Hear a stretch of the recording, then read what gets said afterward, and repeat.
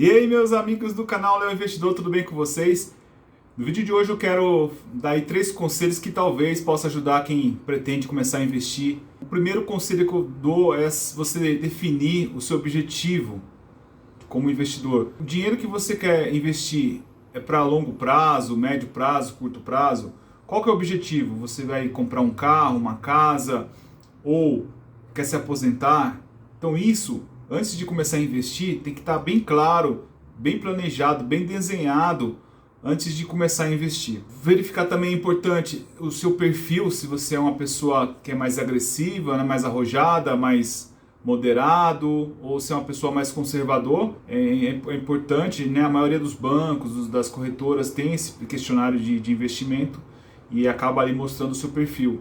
Então, geralmente pessoas mais novas tendem a ser mais arrojados, né? Faz mais sentido, porque a pessoa nova, arrojada, se ela errar, ela tem ainda tempo de se recuperar. Uma pessoa mais velha, já perto de se aposentar, e se ela errar, às vezes ela não tem muito tempo, ela não tem muitos anos para corrigir uma carteira, por exemplo, tá? Então é importante definir isso.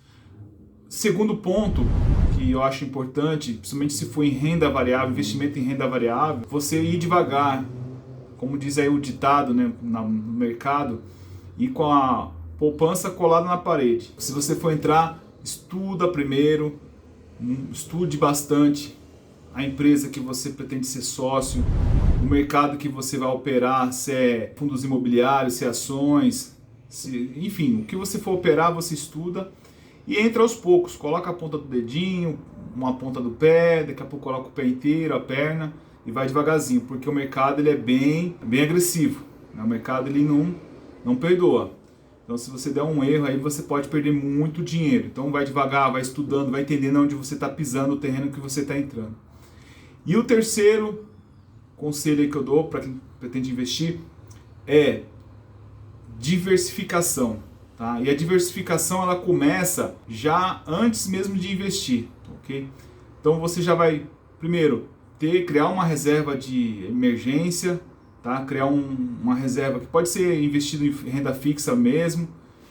Geralmente a reserva de emergência aí ela é para você, caso você fique sem renda durante 6 meses até um ano, você tem como se sustentar. Esse é o primeiro ponto. Não adianta começar a querer investir já sem ter uma reserva de emergência. Não adianta, porque você vai ficar com a cabeça, na hora que acontecer algum imprevisto, você vai se apavorar, você vai fazer maus negócios, maus investimentos. Ou, às vezes, está no investimento bom e acaba tendo que sair para poder suprir uma emergência, uma necessidade. Então, para evitar esse tipo de coisa, é interessante ter uma reserva de emergência. Depois de ter a reserva de emergência, você ter o dinheiro para realmente investir. E aí você faz a diversificação. Então você coloca uma parte, eu faço assim, tá? Que eu acho que para mim está dando certo. Então eu tenho uma parte em renda fixa, uma parte em renda variável, que são investimento em ações na bolsa de valores e fundos imobiliários. Tá? E aí a parte você pode definir a quantidade que você quer. Eu geralmente defini mais ou menos uns 30% em renda variável e os outros 70% em outros investimentos, imóveis ou mesmo em renda fixa, e 30% eu coloquei em renda variável, e dentro desses 30%, 70%, 65% em ações e 35% em fundos imobiliários. Mais para frente, provavelmente eu vou aumentar um pouco mais minha posição em fundos imobiliários, porque eu quero uma carteira um pouco mais defensiva, uma carteira um pouco mais previdenciária, tá? Buscando ações de empresas que pagam um pouco mais dividendos. Então esse é um objetivo meu, um perfil meu. Mas aí você tem que estudar e ver o que é melhor para você. Aí dentro da diversificação, então você já diversificou, já separou o dinheiro que é para ficar em renda fixa, o que é para ficar em renda variável. Dentro de renda variável, você já diversificou que você quer ações, de repente fundos imobiliários. Dentro dos fundos imobiliários, aí você vai escolher os fundos imobiliários que são os melhores. Então, aqueles que têm menos vacância, falando de fundos imobiliários, né? Aquele que paga um pouco mais de dividendos, mas não só o dividendos, tem que olhar outras coisas também. Aonde ficam os imóveis do fundo. Eu geralmente não gosto de fundo mono-inquilino, ou seja, que só tem um inquilino, tá? Um prédio que só tem um inquilino, ou Eu não gosto, mas é uma questão minha, preferencial. Então eu gosto de logística, galpões logísticos, shoppings, lajes corporativas também gosto um pouco. Eu gosto desses tipo fundos de tijolos, fundos de papéis, fundo de fundos. Então só aí você já tem 3, 4 diversificações dentro dos fundos imobiliários.